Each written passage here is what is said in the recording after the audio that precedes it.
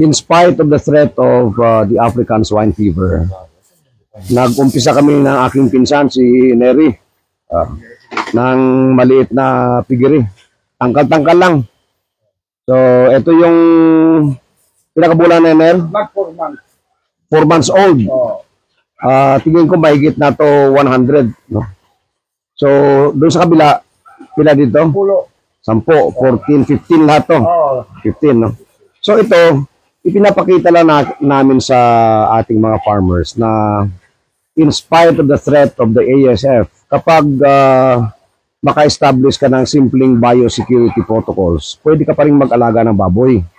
Of course, hindi natin ini-encourage yung backyard hog raising as of the moment kung hindi nyo masunod yung biosecurity protocols. No?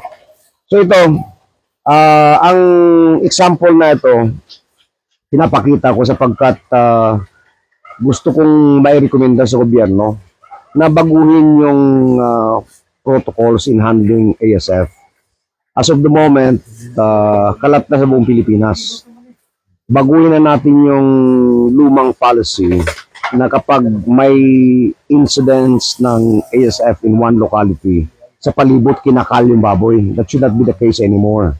Dapat baguhin na natin yan. Dapat area specific na lang. Kung saan pumutok yung ASF, yun lang ay kakal nyo.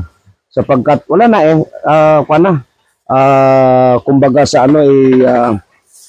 kalat na sa buong Pilipinas, na i-treat na lang natin ito na ordinaryo sakit ng baboy.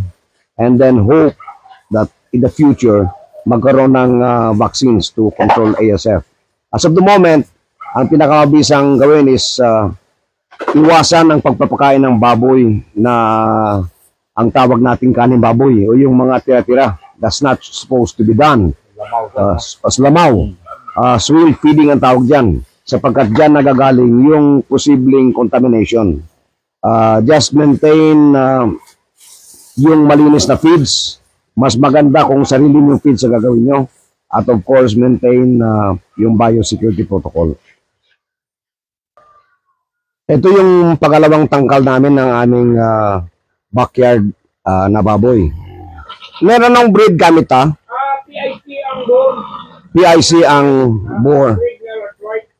Anong nanay, upgraded na large white. So local breeding lang ito. Pero tignan po niyo yung mga katawan ng mga baboy namin. This is 3 months and 2 weeks, Ner? 3 months and 2 weeks. Ngayon, ginawa ng pinsan ko si Neri, siya nag-aalaga nito. Hiniwalay yung maliliit sa malalaki. So can you imagine, ito pag umabot na ng 100 kilos, given the price of live weight ngayon, magkano, Doc? Pila ang live weight ngayon, Ner? 230. Ibig sabihin, pag umabot ng 100 kilos to, 23,000. Kung may 10 ka, di may 230,000 ka. No? 3 months and a half. Ano ba advisable age, Ner? 4 months.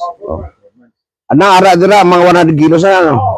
So, finisher na yun. Finisher na. So, ito ang kasunod.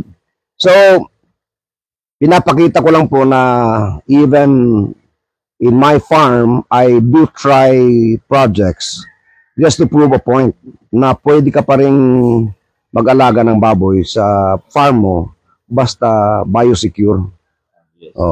Kasi, ang ASF, sir, di na ni mo na. Wala, ano ba tawag doon? Endemic na. Endemic na. Murag, learn to live with it. Yeah, precisely. Para bang flu nung araw. Di ba yung flu nung araw kinatatakutan? In fact, there was a time in the history of humanity na milyon ang namatay sa flu. But through the aid of modern science, we were able to come up with vaccines, no, for flu. And so now may flu, pero unless you don't have a vaccine, you don't stop. Babalik tayo sa ano. So yan po ang lesson na gusto kong i-share sa inyo ngayong araw na ito in these 2 videos that I'm showing you. Pwede pa rin mag-alaga ng baboy. Pero ang aking suggestion sa Department of Agriculture, Bureau of Animal Industry, baguhin nyo na yung protocols. Huwag yung basta pag may insidente, lalapag kayo sa isang area, papatayin lahat ng baboy. Kawawa naman yung mga farmers. modify natin yung ating quarantine protocols. We can no longer do the culling because if we do that, then we'll be killing the hog industry.